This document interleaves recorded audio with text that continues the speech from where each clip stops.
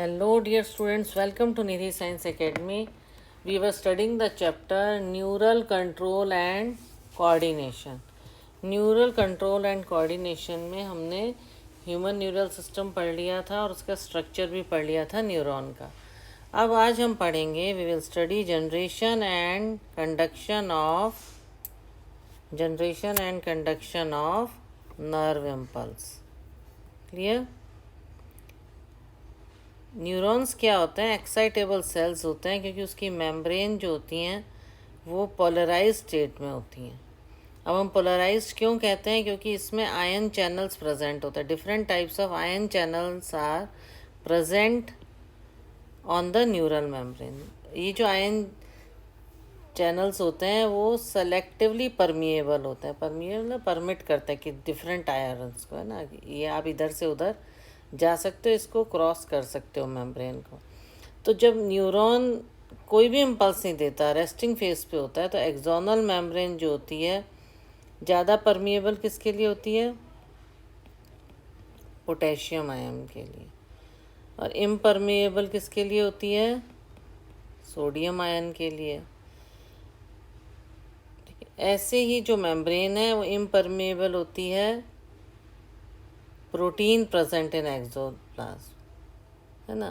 Protein जो present है उसके लिए भी इम्परमेबल होती है मेम्ब्रेन जो होती है।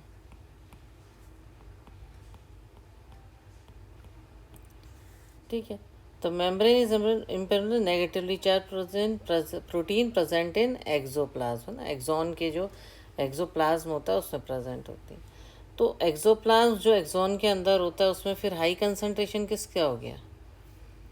पोटेशियम का।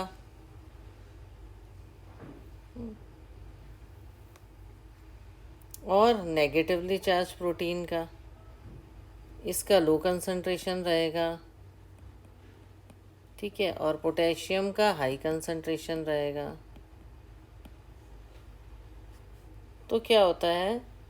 मेम्ब्रेन इम्परमेबल है नेगेटिवली चार्ज प्रोटीन के, एक्सोप्लाज्म के। तो क्या हो गया? तो एक्सोप्लाज्म में ज़्यादा क्या हो गया? नेगेटिवली चार्ज प्रोटीन ज़्यादा हो गया उसमें। तो हाई कंसंट्रेशन हो गया पोटेशियम का, नेगेटिवली चार्ज प्रोटीन का, और इसका भी हाई रहेगा, हाई कंसंट्रेशन एक्सोप्लाज्म। और लो कंसंट्रेशन सोडियम का। जो फ्लूइड है एक्सॉन के बाहर उसमें लो कंसंट्रेशन है पोटेशियम का और हाई कंसंट्रेशन है सोडियम का। तो एक कंसंट्रेशन ग्रेडियंट फॉर्म हो जाता है। क्लियर? इसका अपोजिट होगा।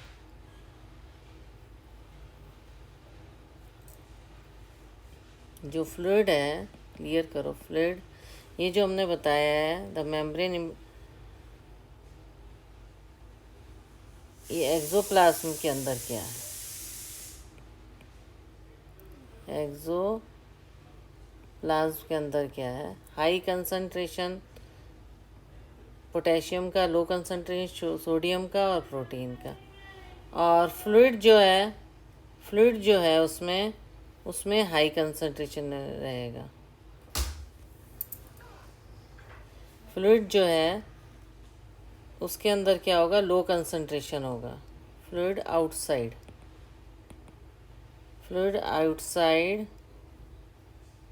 एक्सोप्लाज्म क्या है?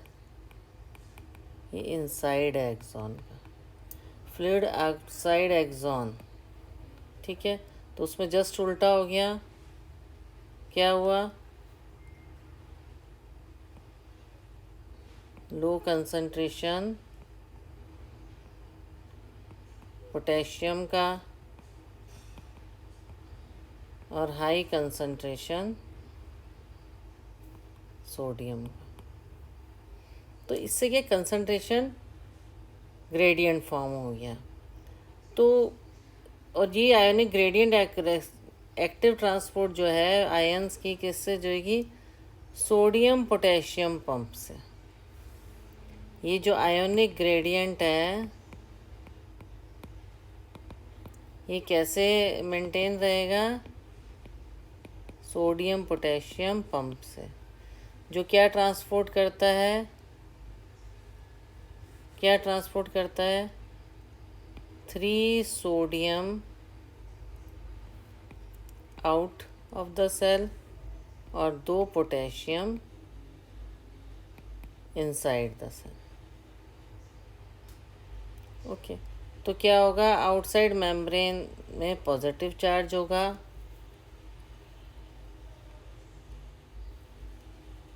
और जो इनर सरफेस है,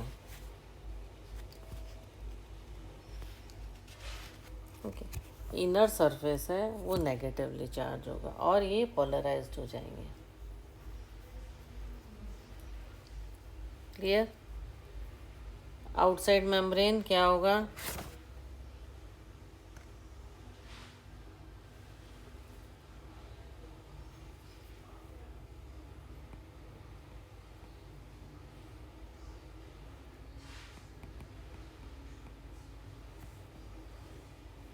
ठीक है।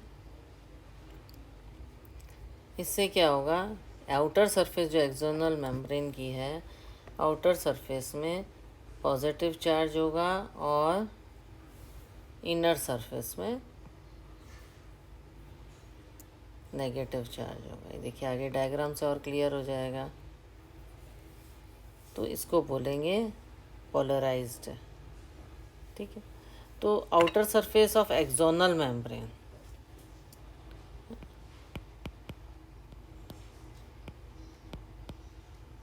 एक्सटर्नल मेम्ब्रेन में जो आउटर है वो पॉजिटिवली चार्ज होगा और जो इनर मेम्ब्रेन है उसकी वो नेगेटिवली चार्ज होगा। क्लियर? तो एक इससे मतलब क्या है ये, and therefore it is polarised, इसीलिए पोलराइज्ड है। तो इलेक्ट्रिकल पोटेंशियल डिफरेंस जो होता है रेस्टिंग प्लाज्मा मेम्ब्रेन में, उसको हम रेस्टिंग पोटेंशियल कहते हैं। जो इलेक्ट्रिकल पोटेंशियल डिफरेंस होता है उसको हम क्या बोलते हैं, रेस्टिंग पोटेंशियल बोलते हैं। क्लियर? ये इसमें डायग्राम में एक्सॉन बताया है, इम्पल्स कंडक्शन बताया है। क्लियर? ये सोडियम है outside the membrane,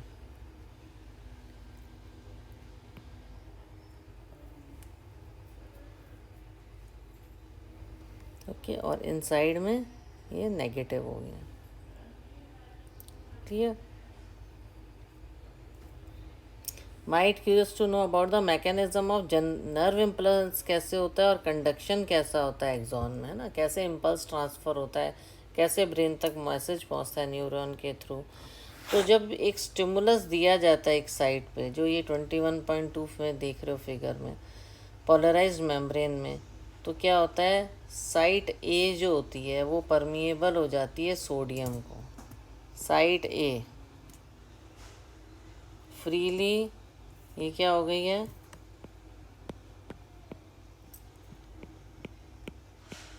permeable to sodium. Clear? To okay, और इससे क्या होगा, रैपिड इन्फ्लक्स होगा सोडियम का।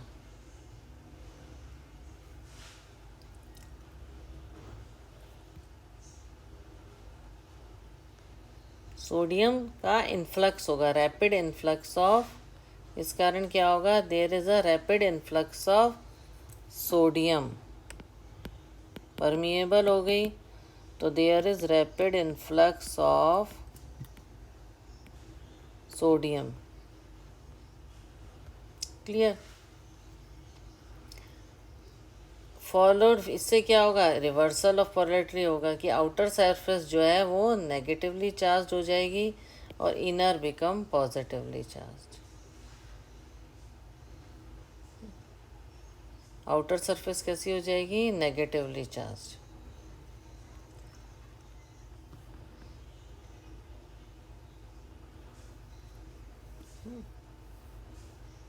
Rapid influx of sodium.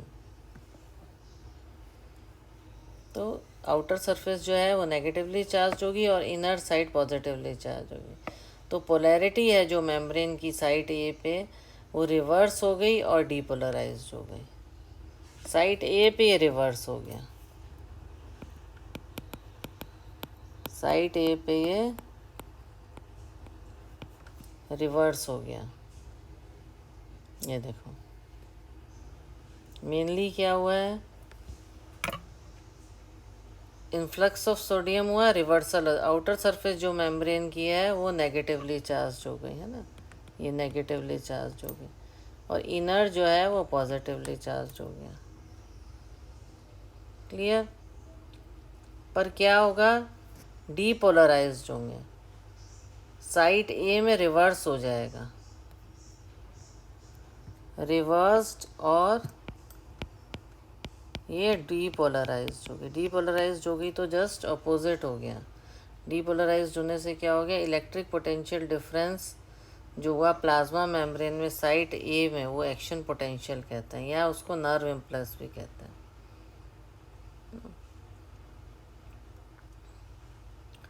ऐसे ही साइट बी में क्या होता है, पॉजिटिव चार्ज है आउटर सरफेस पे, पॉजिटिव चार्ज है आउटर सरफेस पे, और नेगेटिव चार्ज है ना इनर सरफेस पे। क्लियर? यहाँ जाके ये रिवर्स हो गया, ये देखो ये पॉजिटिव हो गया, ये यहाँ नेगेटिव हो गया, तुरंत ये रिवर्स हो गया। ये देखो यहाँ भी आप देखोगे ये रिवर्स हो गया, नेगेटिव हो गया रिफ्लक्स के टाइम, तो डीपोलराइज्ड हो जाता है।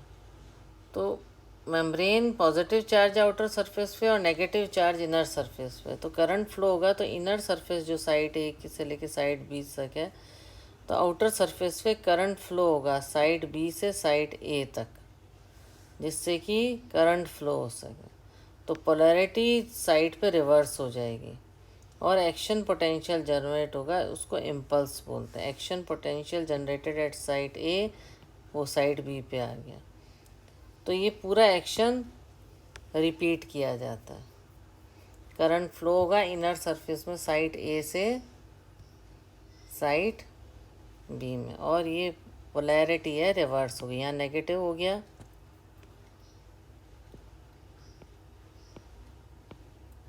ओके, यहाँ पॉजिटिव हो गया, यहाँ नेगेटिव हो गया। रैपिड इन्फ्लक्स हुआ सोडियम का, यहाँ रिवर्स हो गया। क्लियर? तो क्या हुआ है, शुरू से देखिए।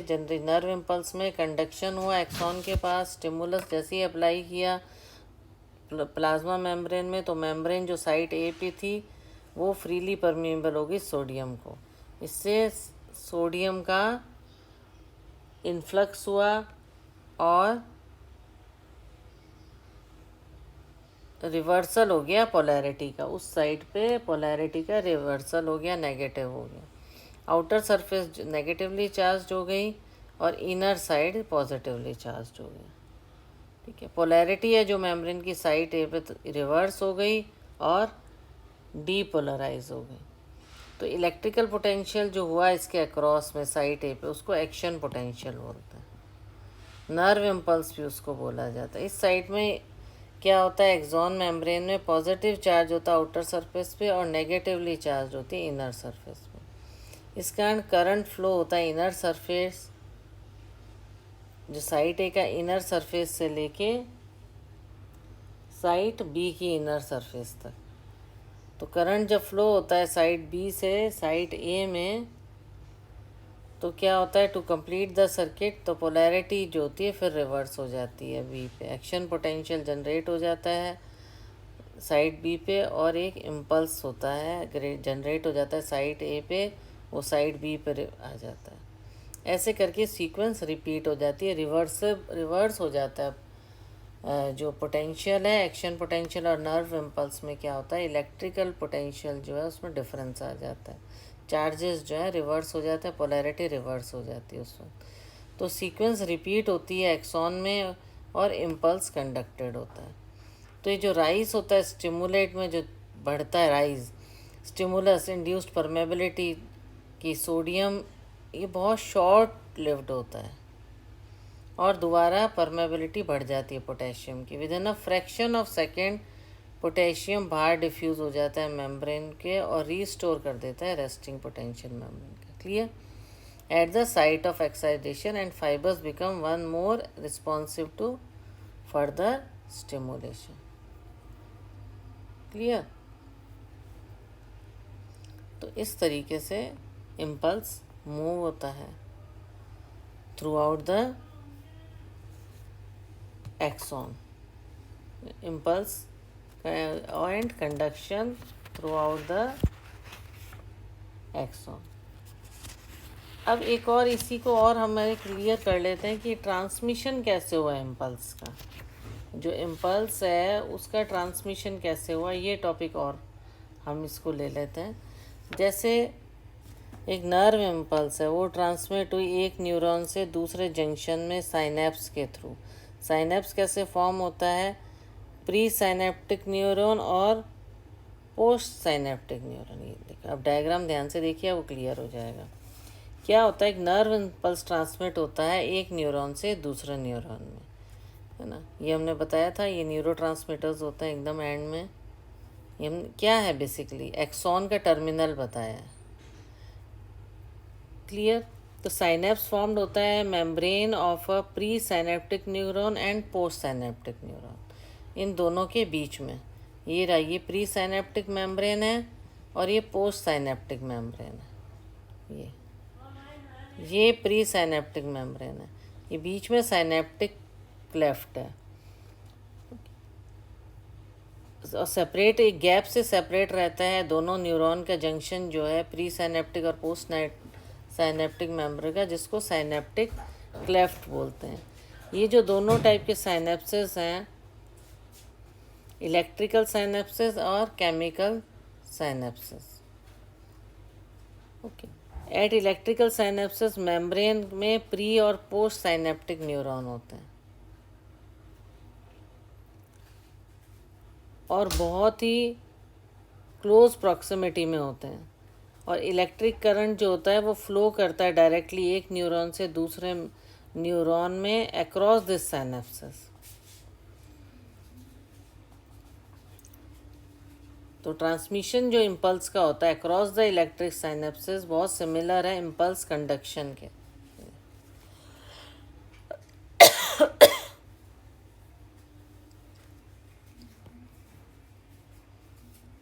देखिए डायग्राम दिया हुआ है, ये पोस्ट साइनेप्टिक मेम्ब्रेन है, ये साइनेप्टिक क्लेफ्ट है और ये प्री साइनेप्टिक मेम्ब्रेन है ना। दो एक्सॉन्स के बीच में जो गैप है उसको साइनेप्टिक क्लेफ्ट बोलते हैं।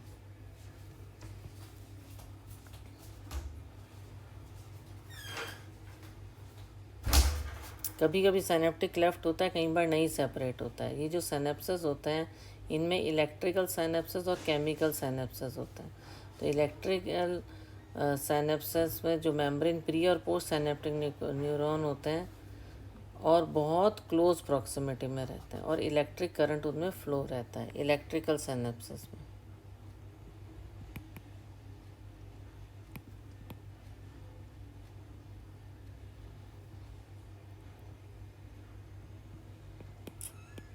प्री एंड पोस्ट जो होता है, पोस्ट साइनेप्टिक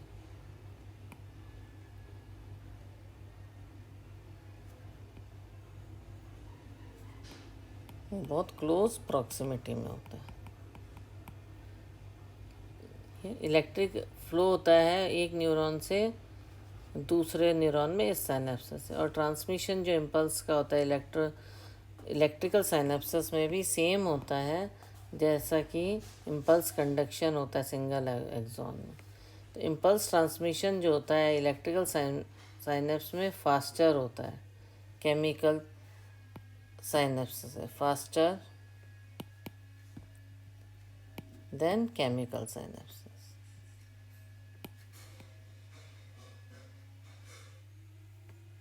इलेक्ट्रिकल साइनेप्सिस बहुत रेयर होते हैं हमारे सिस्टम में, ये बहुत रेयर होते हैं। तो केमिकल साइनेप्स होता है मेम्ब्रेन जो होती हैं जो वो साइनेप्टिक क्लेफ्ट से, ये क्या है हमारा chemical, this is chemical synapse.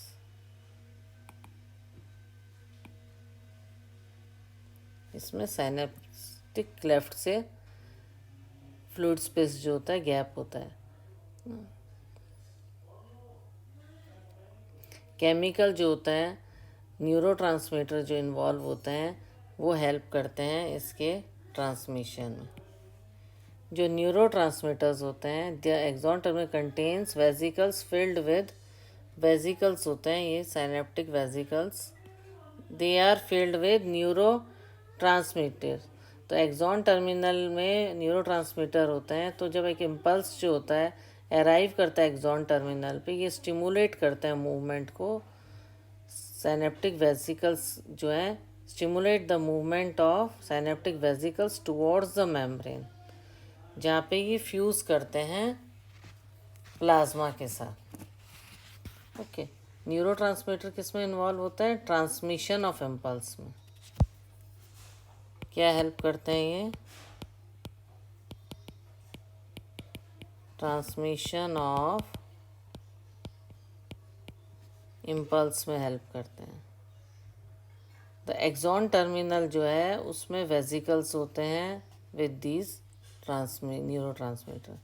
तो जब इम्पल्स होता है, कोई भी एक्शन पोटेंशियल होता है, ये मूवमेंट को क्या करता है, साइनेप्टिक वेसिकल्स को, कोई भी इम्पल्स है, इम्पल्स आया कोई भी, तो क्या होता है, वो क्या मूवमेंट करता है, साइनेप्टिक वेसिकल्स होते हैं, ये मेम्ब्रेन की तरफ जाते हैं। Okay, where they fuse with the plasma, where they fuse with the plasma membrane.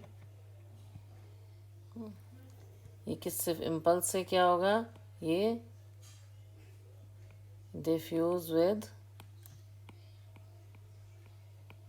the plasma membrane and release the, fuse with plasma membrane and release the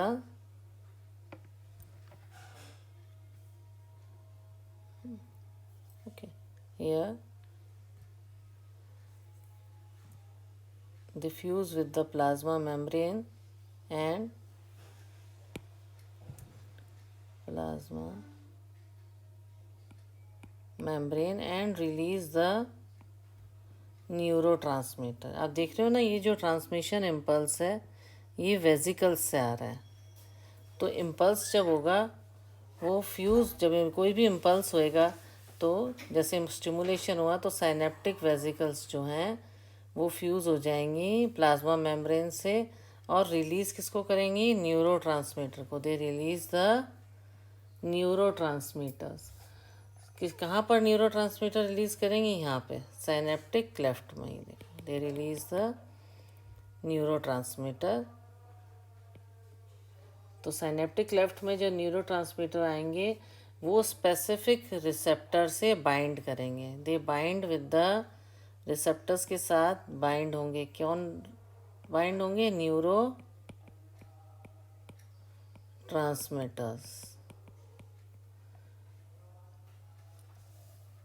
और रिसेप्टर्स जो है कहाँ पर हैं, पोस्ट साइनेप्टिक मेम्ब्रेन में। Receptors कहाँ पे present है, पोस्ट साइनेप्टिक मेम्ब्रेन में प्रेजेंट है। तो ये जो बाइंडिंग ओपन होएगी आयन चैनल्स की, वो अलाउ करेगी आयंस को, एंट्री ऑफ आयंस। इस बाइंडिंग से it opens the ion channels. तो आयन चैनल्स जब ओपन हो जाएंगे तो एक नया पोटेंशियल डेवलप होगा पोस्ट साइनेप्टिक न्यूरॉन में। और ये जो नया पोटेंशियल डेवलप होगा ये एक्साइटेटरी होगा या इनहिबिटरी होगा, या तो इनहिबिट करेगा या उसको और आगे बढ़ाएगा। तो आई होप ये टॉपिक आपको कंप्लीट समझ आ गया होगा। एक बार मैं फिर से आपको बता देती हूँ कि लाइन बाय लाइन एनसीईआरटी का पढ़ना बहुत ज़रूरी है। तो एक बार शुरू से हम रिवाइज कर लेते हैं। ट्रांसमिशन कैसे हुआ इम्पल्स का, एक न्यूरॉन से दूसरे न्यूरॉन में हुआ साइनेप्स के थ्रू। साइनेप्स कैसे फॉर्म होता है, प्री साइनेप्टिक न्यूरॉन और पोस्ट साइनेप्टिक न्यूरॉन, दो न्यूरॉन के बीच में एक साइनेप्टिक क्लेफ्ट होता है, उसमें न्यूरोट्रांसमीटर रिलीज होते हैं। तो दो टाइप के इम्पल्सेस होते हैं, ये साइनेप्सेस होते हैं, इलेक्ट्रिकल साइनेप्सेस और केमिकल साइनेप्सेस। तो इलेक्ट्रिकल साइनेप्स जो होते हैं उसमें प्री और पोस्ट साइनेप्टिक न्यूरॉन होते हैं बहुत पास में, और इलेक्ट्रिक करंट जो होता है फ्लो होता है एक न्यूरॉन से दूसरे न्यूरॉन में उन साइनेप्स के थ्रू। तो जो ट्रांसमिशन होता है इम्पल्स का इलेक्ट्रिक साइनेप्स का भी बहुत सिमिलर होता है कंडक्शन सिंगल एक्सॉन में। तो बहुत फास्ट होता है इलेक्ट्रिक साइनेप्स में इम्पल्स ट्रांसमिशन केमिकल साइनेप्स के थ्रू, पर ये बहुत रेयर है हमारे सिस्टम में, बहुत ज़्यादा नहीं है। मेन है केमिकल साइनेप्स। तो मेम्ब्रेन जो होती है प्री और पोस्ट साइनेप्ट न्यूरॉन की, वो सेपरेट होती है फ्लूइड से, जिसको बोलते हैं साइनेप्टिक क्लेफ्ट। क्लियर? तो केमिकल्स इसमें कौन से रिलीज होते हैं? न्यूरोट्रांसमीटर्स, और ये इन्वॉल्व होते हैं इम्पल्सेस को ट्रांसमिट करने में। तो एक्सॉन टर्मिनल में क्या होता है? वेजिकल्स होते हैं जिनमें न्यूरोट्रांसमीटर भरे होते हैं। तो जब भी कोई इम्पल्स आता है या एक्शन पोटेंशियल आता है तो क्या होता है? ये एक्सॉन के टर्मिनल पे आ जाते हैं और ये स्टिमुलेट करते हैं मूवमेंट का। क्या इसका? साइनेप्टिक वेजिकल्स कहाँ जाती हैं? मेम्ब्रेन की तरफ जाती हैं, जहाँ ये फ्यूज़ करती हैं प्लाज्मा मेम्ब्रेन से फ्यूज़ करती हैं। देखो यहाँ फ्यूज़ हुई है ना, ये फ्यूज़ करती हैं और रिलीज़ हो जाता है वेजिकल्स, और एक्शन पोटेंशियल अराइव करता है। Involve in transmission impulses, the axon terminal contain vesicles filled with this neurotransmitter. तो जब इम्पल्स होता है तो ये एक्सॉन टर्मिनल पे रिलीज़ होती हैं और स्टिमुलेट करती हैं मूवमेंट का साइनेप्टिक वेजिकल्स का मेम्ब्रेन की तरफ। वहाँ प्लाज्मा मेम्ब्रेन से फ्यूज़ करके यहाँ पे ये न्यूरोट्रांसमीटर रिलीज़ हो जाता है। ये मैंने बताया था, आपको क्लियर हो गया होगा। ये देखिए, and release the neurotransmitter in the synaptic cleft. जो रिलीज न्यूरोट्रांसमीटर हैं वो बाइंड कर जाते हैं रिसेप्टर्स से जो कि पोस्ट साइनेप्टिक मेम्ब्रेन में प्रेजेंट है, और इनकी बाइंडिंग से क्या होता है? आयन चैनल्स ओपन हो जाते हैं और आयन की एंट्री हो जाती है, जिससे कि नया पोटेंशियल बनता है पोस्ट साइनेप्टिक न्यूट्रॉन में, जो कि एक्साइटेटरी भी हो सकता है और इनहिबिटरी भी एक्शन हो सकता है। क्लियर? तो आई होप जो आज मैंने आपको टॉपिक पढ़ाया है, देखो शॉर्ट में टॉपिक, इतना टॉपिक क्लियर हुआ, इसको रिवाइज कीजिए, सुनिए अच्छे से, पढ़िए और साथ साथ ड्रॉ करके डायग्राम इसको क्लियर समझिए। फिर generation and conduction of nerve impulse आज हमने किया और ट्रांसमिशन ऑफ इम्पल्स किया। अब कल हम इस टॉपिक को पढ़ाएंगे, जिस पहले इसको क्लियर कर लीजिए, सेंट्रल न्यूरल सिस्टम, जो ब्रेन के बारे में हम ह्यूमन ब्रेन की स्टडी करेंगे। बहुत इंटरेस्टिंग टॉपिक है। आई होप जो मैंने अभी तक पढ़ाया आपको बहुत अच्छे से समझ आया होगा। तो please like, share and subscribe. Okay, thank you.